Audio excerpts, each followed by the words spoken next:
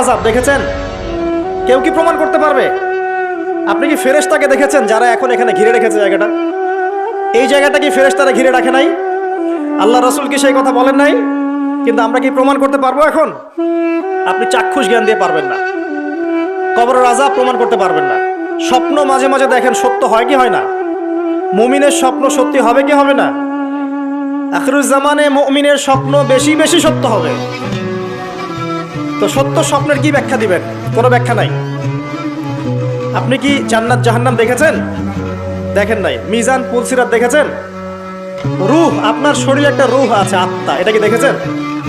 এখন এই যে বিষয়গুলো দেখা যায় না, আধ্যাত্মিকত্ব, বারাকা, আল্লাহর নূর, কবরের আযাব, পরকাল, ফেরেশতা, জিনজাতি, তো এগুলোকে আমরা তো বাহ্যিক জ্ঞান দিয়ে ব্যাখ্যা করতে পারবো না। পারবো?